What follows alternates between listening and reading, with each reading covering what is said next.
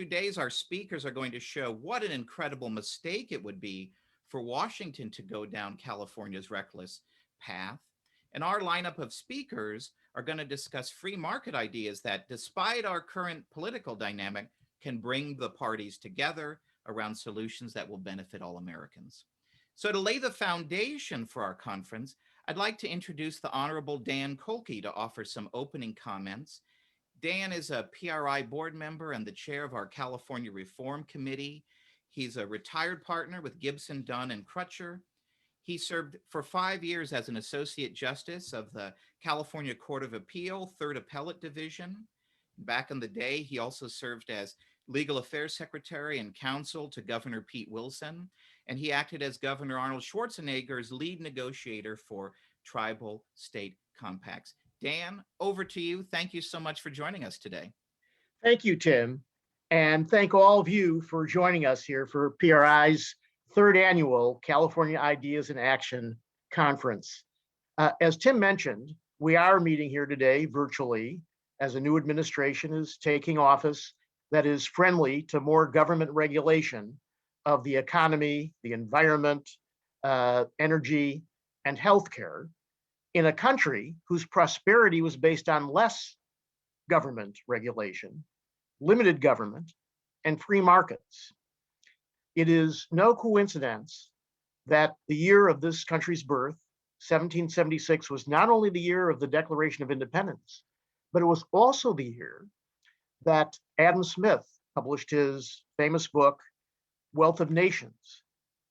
Now, the Declaration of Independence, as you know, was a revolution in political thought. But Adam Smith's book, The Wealth of Nations, was really a revolution in economic thought, explaining that free markets based on self-interest would generate prosperity. And these two documents that were issued during the birth of this country really shaped the thinking of our greatest Supreme Court Justice, John Marshall. John Marshall's early interpretations of the US Constitution protected the right of property and the right to contract, both of which rights are critical to the accumulation of capital and thus free markets. And it's interesting that it was the protection of those rights that distinguished the US economy from the economies in Latin America. I'd like just to emphasize this, to quote from historian Paul Johnson and his book, The History of the American People. He said that Marshall's rulings, quote, made the accumulation of capital possible on a scale hitherto unimaginable and saved the United States from the demagogic, legislative, and governmental follies which made property insecure in Latin America and kept it poor. Sadly, these principles, these constraints have been lost in the past decade in California. California's government has proposed policies and enacted policies that have strayed from these fundamental principles of constitutional and economic principle. For instance, California, right before the pandemic, enacted a $15 per hour minimum wage that hurt struggling small businesses and reduced opportunities for jobs. California locked down many businesses without regard to whether or not they could continue safely operating with reasonable safeguards against the virus.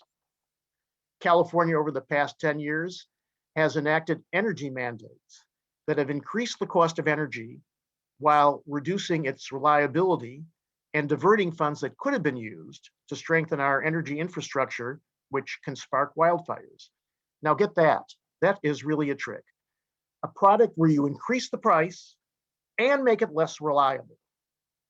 California has also enacted, since 2009, laws that would restrict the use of water by businesses and residents, while at the same time doing virtually nothing to significantly increase water supply through water capture projects or water storage projects. California has restricted the ability of a worker to be an independent contractor, even if they want to be an independent contractor, for that additional flexibility in their schedule. California's imposed new restrictions on the operation and expansion of charter schools, which deny students, particularly students in communities of color, a choice for where they go to school. So it's no surprise that the Tax Foundation, in ranking the 50 states in the United States, ranked California 48th in business climate and 48th in regulatory burden. In fact, California's cost of living is 50% more than the national average. Our housing is increasingly unaffordable, as you know. Homelessness is a crisis. And major businesses recently have announced their decision to move their headquarters out of California, including Charles Schwab, Hewlett Packard, Tesla, and Oracle. So today's conference and the panels you will hear today are going to talk about how we can restore California's luster through free market principles that through the centuries have been so critical to the US's success. So our first panel will be our all-star healthcare team of Sally Pipes, Dr. Wayne Weingarten, and Dr. Henry Miller, who will talk about the lessons learned about healthcare during the pandemic. Then we will move to the authors of PRI's upcoming book on homelessness that will talk about solutions to the homeless problem that are both effective and humane. And then finally today, our education leaders will talk about the new threats posed to charter schools and what we can do to give every child the opportunity for a first-rate education. Then tomorrow, our policy insiders and economists will discuss how free market principles can be key to boosting the California economy and prosperity for all. We'll then move to a panel tomorrow on water policy. And that panel will discuss how free market economics, including water markets, can possibly be a solution to California's water problems. And then finally, we are very pleased to announce that the new Congresswoman from Southern California, whose district encompasses parts of Orange County, Los Angeles, and San Bernardino, Congresswoman Young Kim, will give the keynote address and our closing remarks. So let me close in this introduction by noting that it is unfortunate, but historically true, that a society's success can often sadly lay the seeds for future failure, as that society loses sight of the reasons and causes that it was successful, while at the same time finding that what were once minor problems seem to be more significant problems in light of the earlier success, and the remedies then to those minor problems actually undermine the causes that allowed that society to succeed. So this conference today is about rediscovering those free market principles that help societies become prosperous. Free markets have been the most significant driving force over the past 200 years in creating successful, prosperous societies. And as Milton Friedman said, one of the great mistakes is to judge policies by their intentions rather than by the results. And free markets are all about achieving results. So with that, I'd like to turn the program back over to Tim, who will introduce our first panel. Thank you very much. Thank you so much, Dan. Before we go into our healthcare panel, I have one bit of housekeeping for you. At the end of every panel, we're planning to have time for questions and answers with our panelists, and we're going to be using the Zoom Q&A function. So if you have a question for any of our panelists throughout the day, in the middle of your screen at the bottom around here, there is a Q&A function. So if you go in there, you can do it now, you can do it anytime throughout the presentations, and write your questions. I'll get them, and I will promise to ask as many questions as time allows. So our first panel today, as Dan mentioned, focuses on healthcare, and starting off our panel discussion today with a discussion of President Biden's plans for Obamacare and single payer and all of these kind of issues, is PRI's president, CEO, and Thomas W. Smith Fellow in Healthcare Policy, Sally Pipes. A little bit on Sally. Before joining PRI in 1991, she was the assistant director of the Fraser Institute in Vancouver, Canada. She's the author of the most recent book, False Premise, False Promise, The Disastrous Reality of Medicare for All, which was #1 on the Amazon.com for health law books. We're very proud of that. You may know Sally from her regular columns for Fox News, Forbes, and the Washington Examiner, and you see her frequently with her media interviews, speeches, and debates, and she's always called upon to go talk healthcare policy with policymakers in Sacramento, Washington, and around the country. And we're looking forward, to her sharing her ideas for how we can provide better quality and access to healthcare while lowering costs. So without further ado, Sally, the floor is yours. Welcome. Well, thank you, Tim, and it's a delight. It's hard to imagine on October 1st, I'll have been running PRI for 30 years. Of course, I was 12 when I started. So anyway, it's difficult.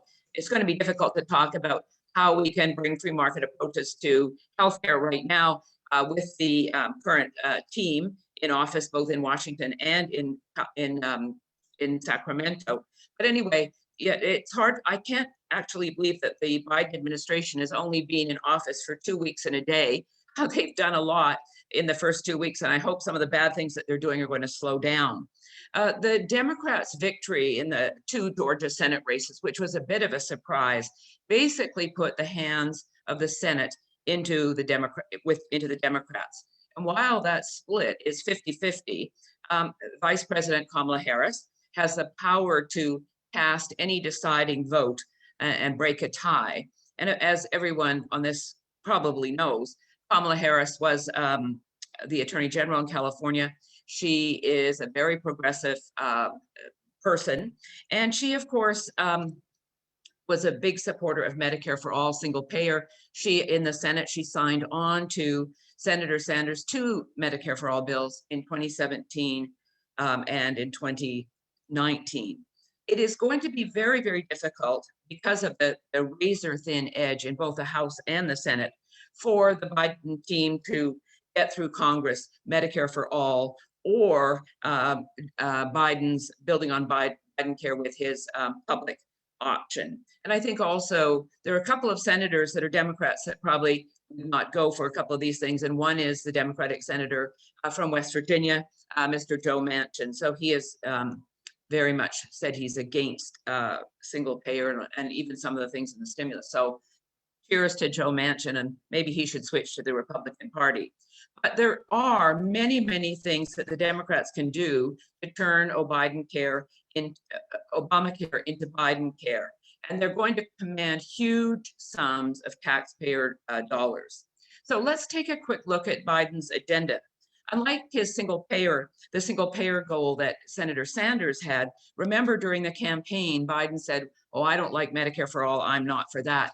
But he does have what we call a stepping stone approach to single payer by the idea of the public option, a government insurance plan that would compete against private insurers in the exchanges. So don't be fooled. He does deep down believe in single payer, and so many people in his administration are supporters of single payer. So let's look at the parts of his healthcare agenda. One, he wants more generous subsidies for exchange coverage, premium tax credits for those earning between 100 and 400% of the federal poverty level. That's a family of 4, that would be $105,000. 8.3 million have signed up on healthcare.gov, and the total on all the state exchanges and healthcare.gov enrollees this year is about 11.4 million. This is an unbelievably low number when you consider what the turmoil it's caused in the healthcare market. On January 28th, Joe Biden signed an executive order setting up an Obamacare special enrollment period called an SEP from February 15th until May 15th. He had said during the pandemic that many people had lost their jobs and therefore their health insurance, and they could not afford COBRA coverage, which is about $7,400 a year. But this new SEP would allow them to sign up for Obamacare coverage now. But this is really window dressing, because what Biden did not tell the American people, and what the American people need to know, is that if you lost your job during a pandemic, or if you had domestic abuse in your family or whatever, you were free to sign up for Obamacare and you weren't subject to just the rules of the open enrollment period. So as I say, this is nothing new. People could have signed up, and so it's really window dressing that he thinks is going to give him more kudos in the polls, I think. He also is going to add $50 million to be used for advertising, exchange coverage, and enrollment assistance. Remember the navigators. This amount back in 2013, 2014, when Obamacare came in, was about $100 million. And it didn't attract a lot of people into the exchanges. And of course, Mr. Trump cut that money back to 10 million. But Mr. Biden is going to add 50 million. In addition, many Americans who are eligible for subsidies, about 86% of the people on the exchange plans are eligible for these subsidies. But he has now said no one would spend more than 8.5% of their income on a premium. And tax credits would be based on the higher cost premium gold plans rather than the silver plans, which is the case now under current law. So if you look at the Obamacare coverage with the 10 essential health benefits, between 2014 and 2020, the average monthly premium on the exchange ballooned from $264 a month to $523 a month. So is it any wonder that many Americans did not sign up for exchange coverage? Not only are the premiums expensive, the deductibles are very high, and the networks of doctors are very narrow. So also under the exchange plans, a number of people during the last few years, their income went above 400% of the federal poverty level. So they weren't eligible for the subsidies, so they dropped out of the exchanges. The 2.5 million people out of the 11 million people dropped exchange coverage because they didn't get the subsidies anymore. Under Obamacare's mandated 10 essential benefits, as I say, high premiums, high deductibles, narrow networks of doctors and hospitals.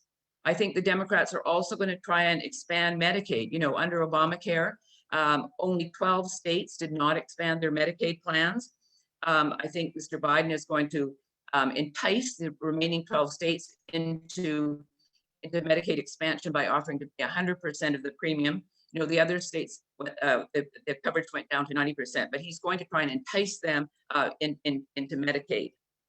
And we now have 70 million Americans on Medicaid, the program for low-income and disabled Americans. So this is going to be another high-cost adventure that Mr. Biden would like to take on. He also wants to introduce price controls on pharmaceuticals, tying them to most favored nation. And Wayne is going to talk about that, so I won't get in and steal Wayne's thunder.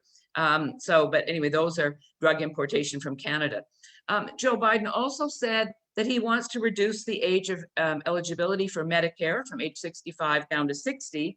And the CBO has already forecast, I think people don't realize this, that Medicare Part A, the hospital part, is forecast to go bankrupt by 2024. There are 60 million people on Medicare today. And if Joe Biden is able to get the reduction in age from 65 to 60, 23 million more Americans will enroll on Medicare at a cost of $100 billion a year. And we're currently spending $800 billion a year on Medicare.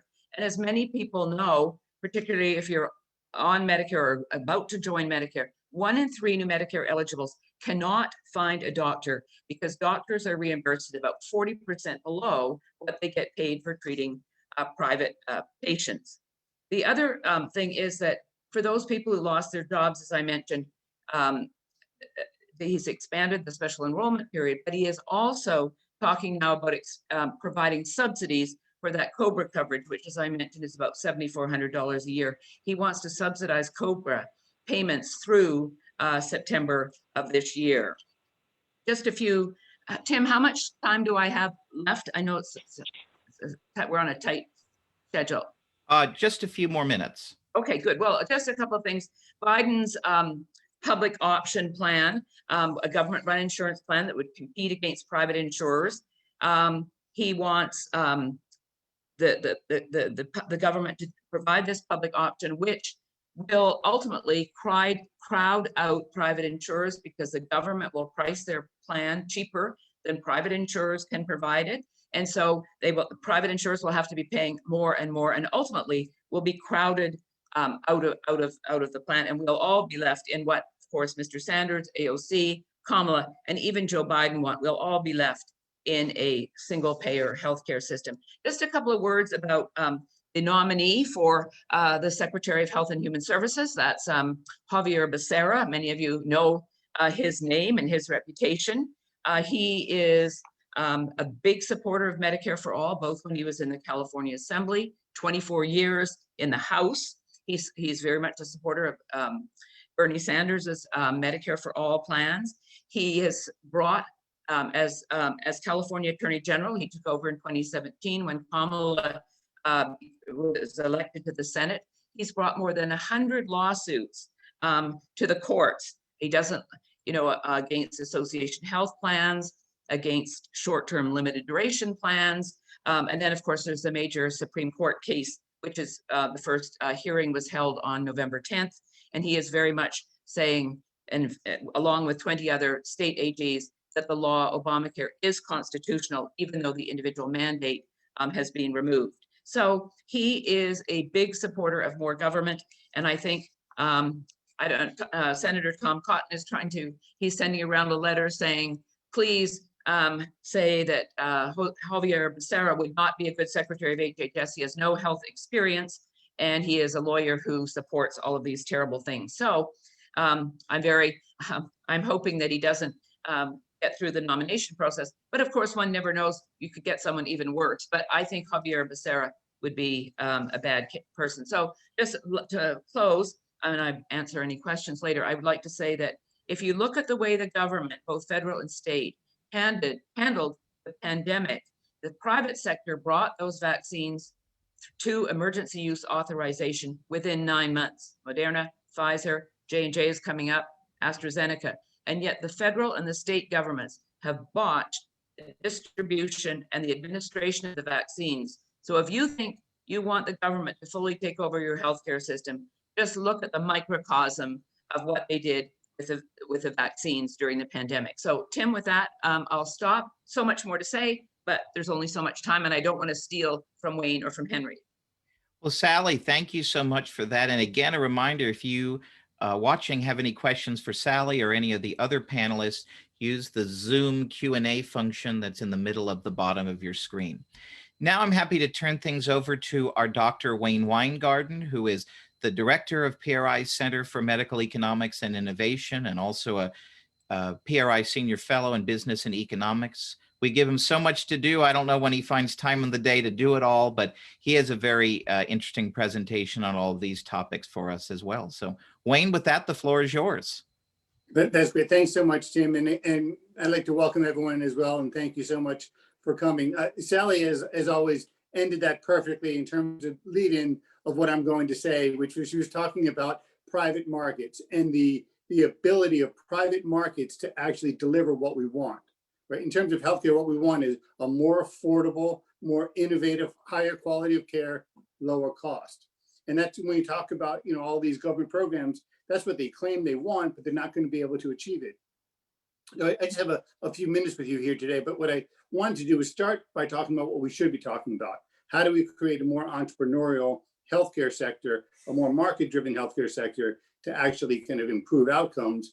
And then what I need to talk about is pharmaceuticals, because too often in DC and state capitals, you hear people talking as if the way to address healthcare affordability is, oh, just slap price controls on drugs. Drugs cost too much. We all know they cost too much, and what we all know is wrong. So I wanted to present that data to you so you can understand what's actually happening in the pharmaceutical market, and so you understand why drug importation and most favored nation and all of these crazy ideas are in fact crazy, because they won't achieve what they purport to be able to achieve. I have a few slides that I prepared for you, and Evan, if you could kind of put those up. I think I'm going to disappear as the slides come up. Here we go. So if we go to the second slide, what we talk about in terms of healthcare, we always say we have a healthcare affordability problem, and that's correct. And there's lots of ways. We could spend an hour kind of diagnosing all the ways that healthcare has become unaffordable. But I think from a top line perspective, this chart will do. It's from the National Health Expenditure data from the CMS, Center for Medicare and Medicaid Services, and it looks from 1960 all the way to the latest data, 2019. How much national health expenditures are relative to the size of our economy, relative to how much we can afford. And you can see, way back in 1960, it was about 5%. Now it's almost 1/5 of the economy. It's been about that level for quite some time. And certainly some of that growth is a good thing. We have new treatments, we can treat people with cancer and all sorts of other ills, so that those expenditures are going to increase because we're getting higher quality care.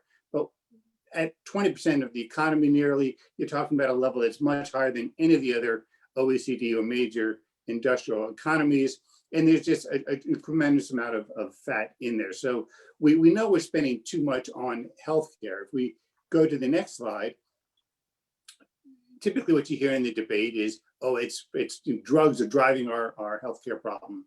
And this chart, I know it's a little complex, but we'll go through it very slowly. I think this demonstrates that, in fact, not only are pharmaceuticals not driving the problem, but in fact, administration, kind of the bureaucracy, is a big part of the problem. So this is the same data set, but now instead of looking at relative to GDP, we're breaking down the categories as a share of where do we spend that money. So the bottom bar is a dark kind of black color. That's the percentage we're spending on hospital care.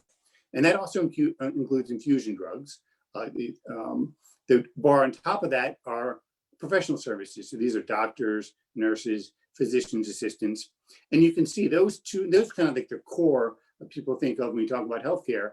And actually, as a share of our healthcare expenditures, we're actually spending less on doctors and hospitals today than we were way back in 1960. The same also holds for prescription drugs, right? It's 9.7% today compared to 9.9%. And what's growing as a share of our health expenditures is, in fact, the middlemen, health insurers, PBMs, government administrative costs. Our bureaucracy is growing, right? And those types of inefficiencies show themselves in paperwork. And that's something you hear doctors complaining about all the time, that type of paperwork.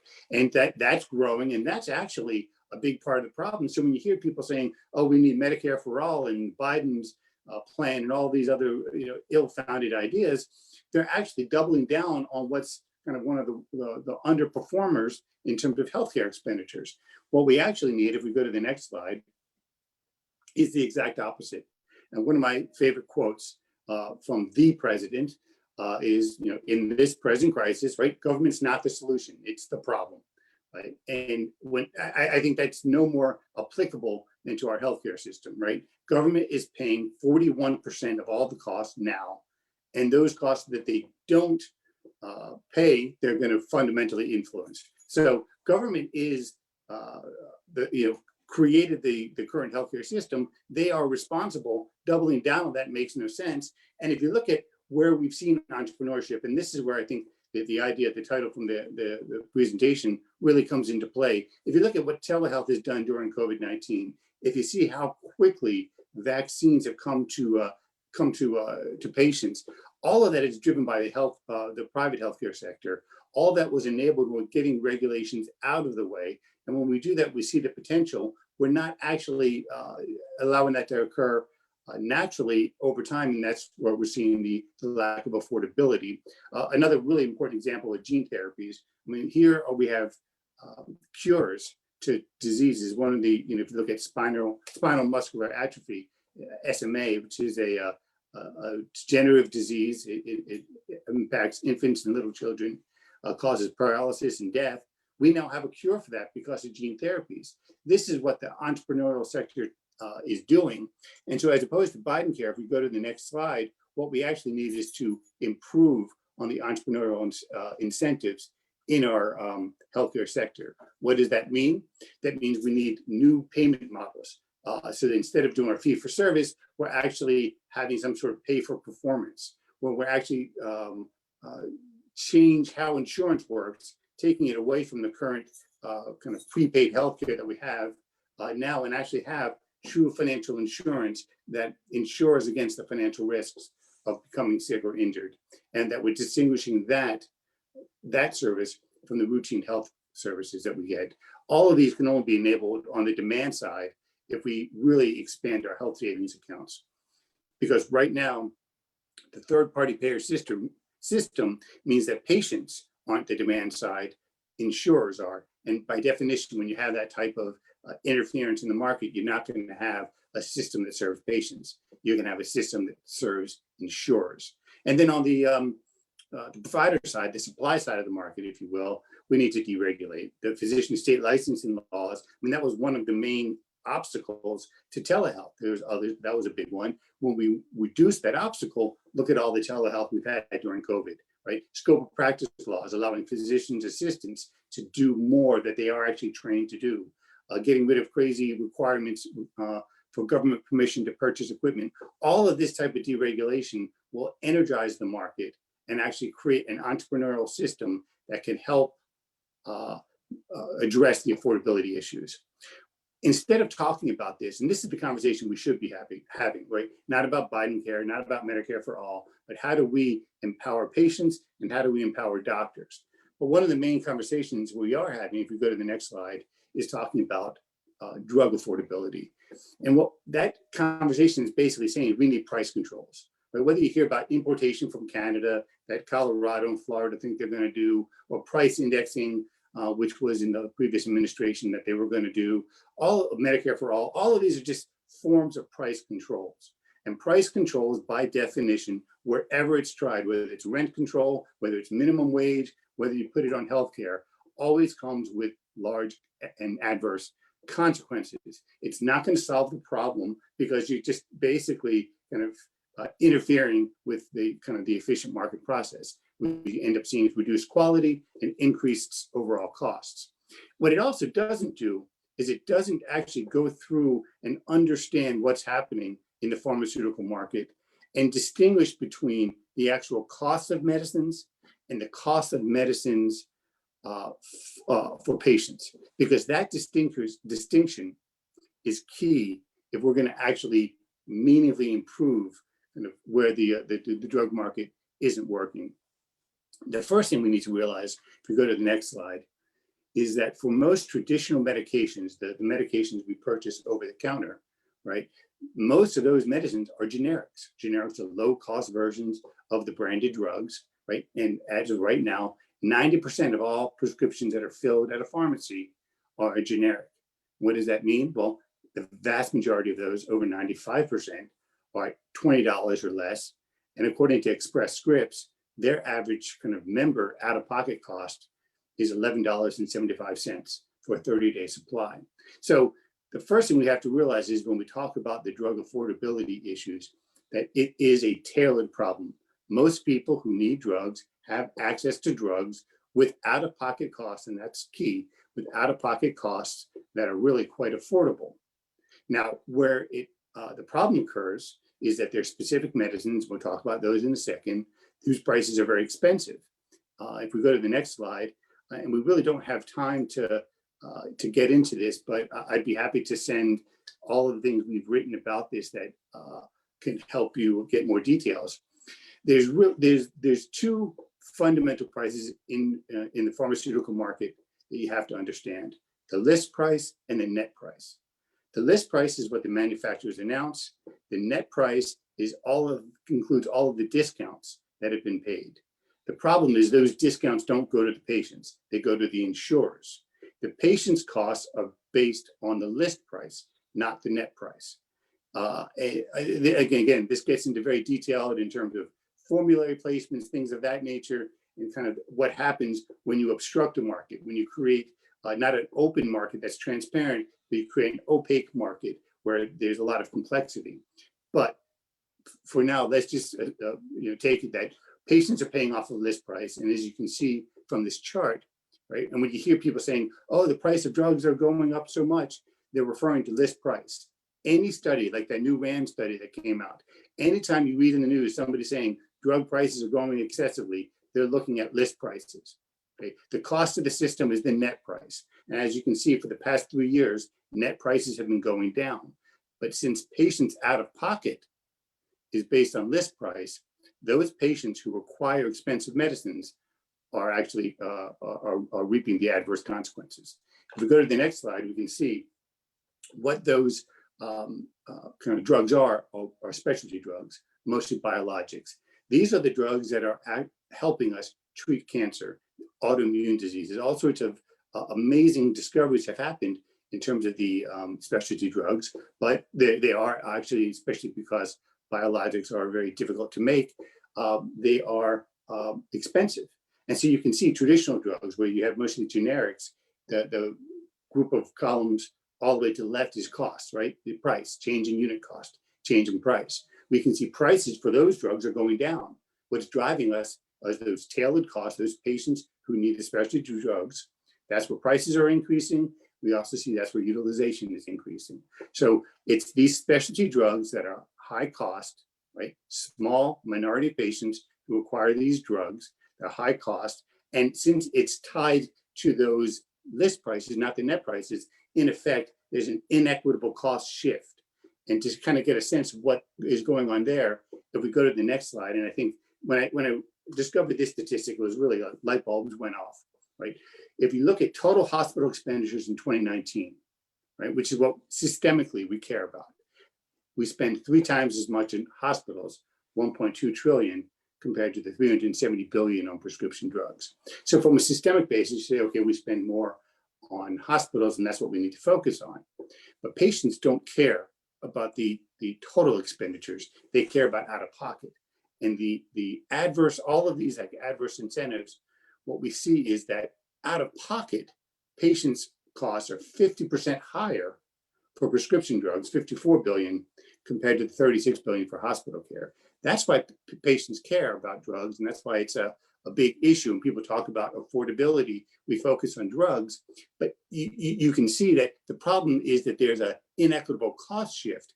Total expenditures are under control, and that this is a false kind of, when we keep talking about affordability through drugs, the solutions, the price controls that we're looking at are going to impact innovation. They would diminish our chance to develop the COVID vaccines that I know Henry is going to speak on in a moment. And it distracts us from what I talked about at first. How do we create a more entrepreneurial system? When we're talking about this, we're not talking about what we should be talking about. I think with that, I've pretty much run over my time, so I'll turn things back over to Tim. Wayne, thank you very much. And a reminder for everyone tuning in on Zoom, if you have any questions, be sure to submit them using the Zoom Q&A function. Next, we have our Dr. Henry Miller, who is a PRI Senior Fellow in Health Studies. Henry, for years, worked at the FDA and has a lot of great firsthand knowledge in all of the topics we're all interested in these days about vaccine development and distribution, and he's going to share his comments on these issues that we all wonder about these days. So, Henry, with that, welcome, and we're so glad you could join us today.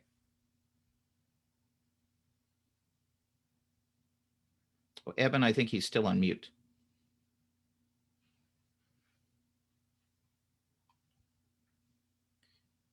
See if I can unmute him here.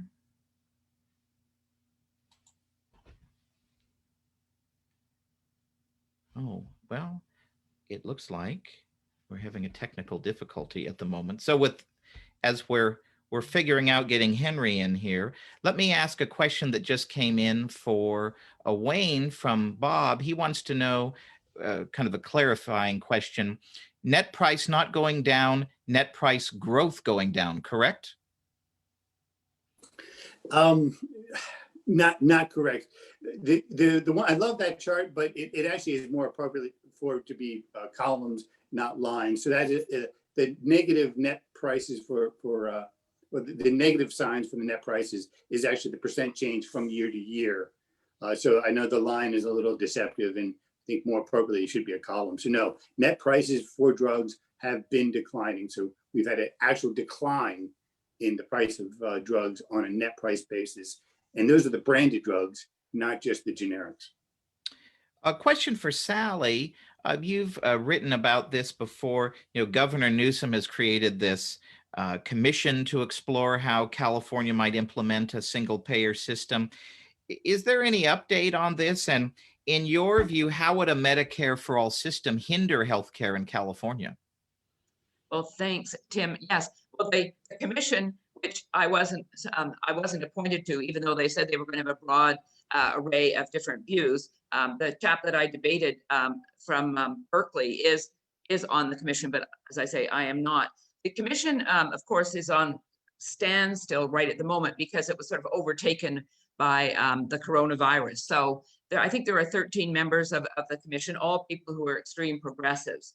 I think maybe when the pandemic is over, maybe Mr. Newsom will reinvigorate the commission. But as everyone knows, there was a Medicare for All bill in 2017 in California, SB 562, and even the Assembly leader Anthony Rendon didn't bring it to the electorate because the cost would be $400 billion a year, or than double the state budget. So, and then during the Trump administration, if Mr. Newsom had tried to, bring a single payer bill if the Assembly and Senate had brought a bill for him to sign, he might have signed it. But Mr. Trump and the Trump administration would not have granted the waivers from the federal government to the state in order to allow them to have the money to pay for single payer. Interestingly, Javier Becerra, I think, would, if he does become Secretary of HHS, for states like New York and California that are thinking about state-based single payer, he would probably be willing and would grant the waivers so that these two states and maybe a few others would be able to bring about a single payer in the state. So that's a very worrying development.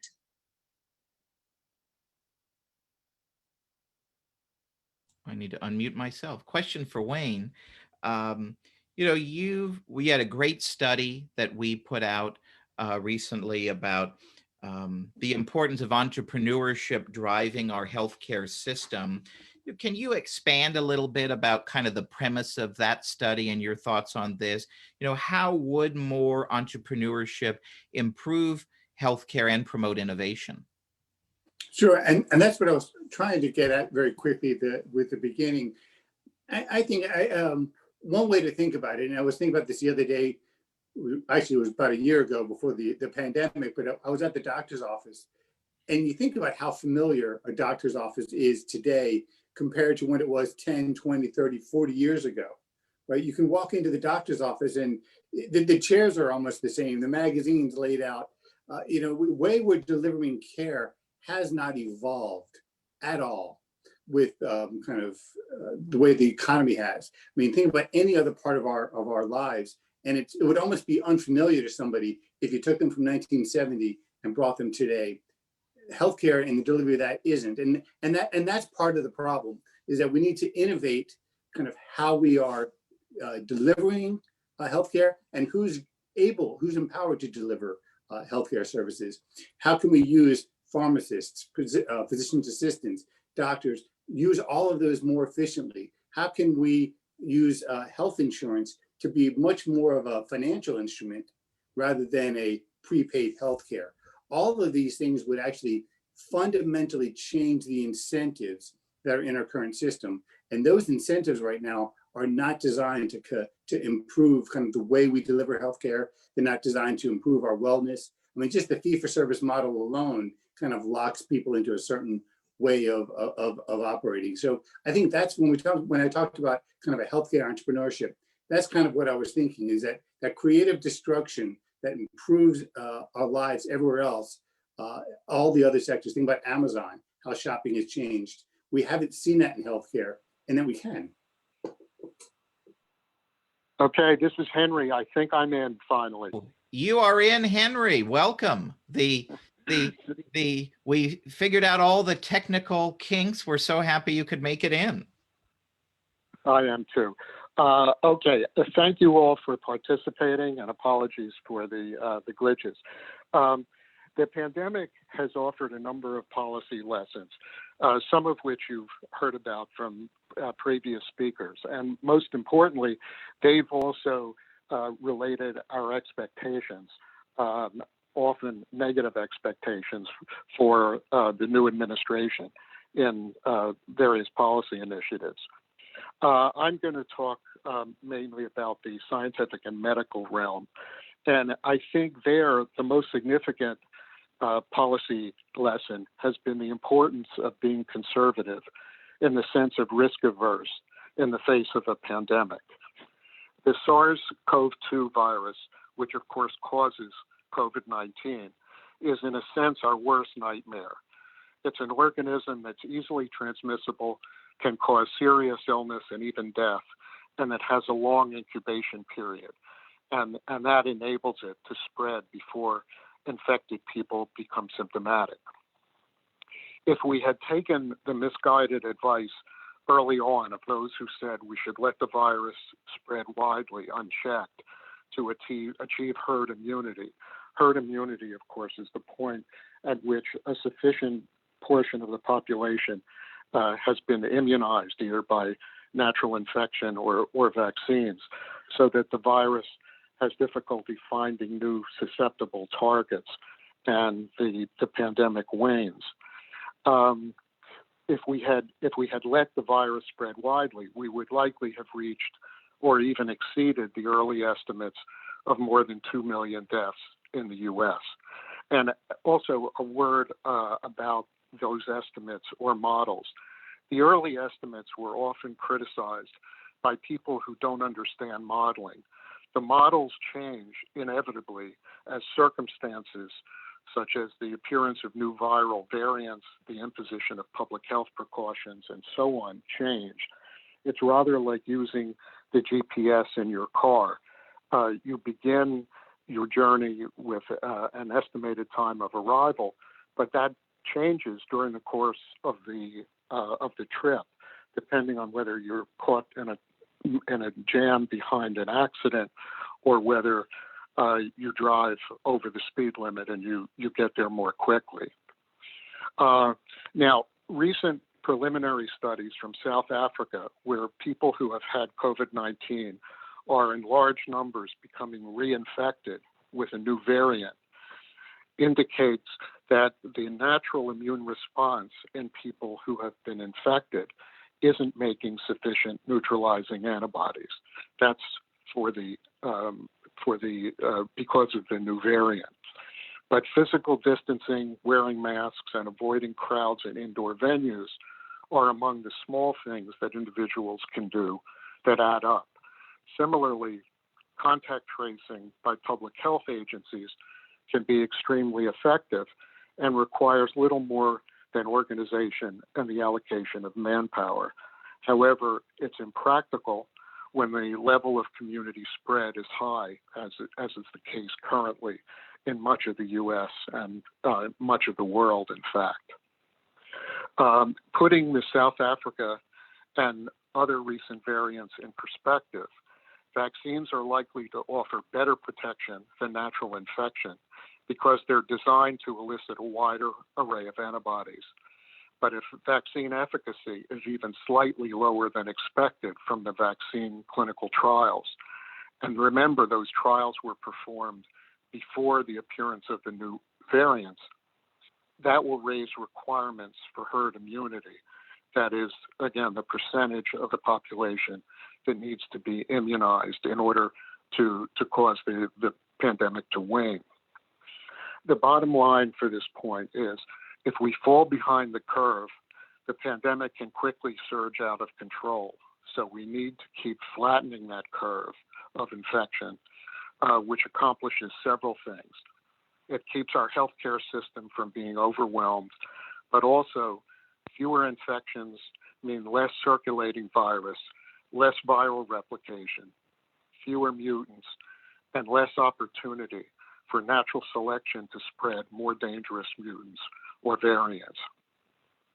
Now, my second policy point, the most successful aspects of the response in the U.S. to the pandemic are a result of good public-private cooperation, both long-term and short-term. What I mean by long-term is the development of COVID-19 vaccines and therapeutics, such as the monoclonal antibody drugs from Regeneron and Eli Lilly, are a reminder of the importance of federal funding of basic, that is, pre-commercial research. The federal funding of basic research that had no known application for decades after World War II gave rise to the advanced genetic engineering technologies that have made possible the products used to prevent and treat COVID-19 today. In the short term, the government, the private and public sector cooperation was primarily the funding of a large-scale production of candidate vaccines early, that is, long before companies would ordinarily have built bricks and mortar facilities under the aegis of Operation Warp Speed. Warp Speed, of course, sped the development of many of the leading vaccines, although I hasten to add that the Pfizer-BioNTech vaccine was all private. Pfizer expended almost $2 billion of its own resources for development of its vaccine. My third point, many of the failures in responding to the pandemic have been due to government dysfunction rather than overregulation. For example, the CDC's sending out flawed coronavirus tests early on, not once but twice. The first set were completely invalid, flawed, and the second required a reagent that was in short supply, and so although the tests worked with that reagent, it was generally unavailable. Second was the FDA's failure to vet the validation of coronavirus tests, so the market was flooded with tests that were inaccurate or insensitive or flawed or completely worthless. There was a lot of fraud going on. Third was the White House meddling with CDC guidelines and putting undue pressure on the FDA for premature approvals. Fourth, federal officials misstating recommendations. And lastly, insufficient surveillance for new coronavirus variants, that is, RNA sequencing of new variants as they appear. Inexplicably, the U.S. is far behind some other countries in sequencing circulating variants. The fourth point I'd like to make is that high-tech solutions to the pandemic, such as vaccines and drugs, get the headlines, but low-tech approaches often work very well. These non-pharmaceutical interventions, as they're known, masks, social distancing, hand washing, and so on, are essential, again, to flattening the curve. Finally, the more we let science dictate policy, the better. These coronaviruses don't care about pandemic fatigue, political philosophy, magical thinking, or what's trending on Twitter. So, as I often say, science shows the way. Thank you all. I'd be glad to take questions, of course. Well, Henry, we have about time for one more question, and I think it's a good one for you and a good way to close us out here. We've gotten this ahead of time quite a bit. There's been a lot of talk of herd immunity. So in your view, When do you expect we'll be at herd immunity, and what is that going to mean for us? Are we, going to go back to normal then? Are we going to be able to stop wearing masks and, stop social distancing? If you could take a couple of minutes to kind of share your thoughts on that, I think that'd be a good way to close our first hour here. Well, that's a very important question. Evan, if you want to put up my first slide, there's a timeline from Dr. Bob Wachter, the chief of medicine at the University of California, San Francisco. It's a bit complicated, but he predicted that we might reach herd immunity around late September, early October. However, that estimate, that figure that he published, was before the appearance of these new variants. And as I mentioned, even a small decrease in the efficacy of the vaccines, that is the ability to prevent an infection, raises the proportion, the percentage of the population that needs to be immunized, either by natural infection or vaccines, in order to achieve herd immunity. And for some of these variants, especially the Brazilian variant, we're seeing some that there may be some resistance to being inactivated by the vaccines. So the bottom line of all that is that we may need new vaccines that create a situation sort of like the flu, where we'll have to be re-immunized every so often to cover new variants, new mutants that arise. Recall that the annual flu vaccines are trivalent, having 3 separate variants of flu, or tetravalent, even 4 separate variants that change year to year. And it wouldn't surprise me if we ended up with a similar situation with SARS-CoV-2. That is, that it becomes endemic in the population, and we need to keep preventing it with new vaccines, and also, I'm sorry to say, with those non-pharmaceutical interventions like masks and some distancing that we all wish would go away.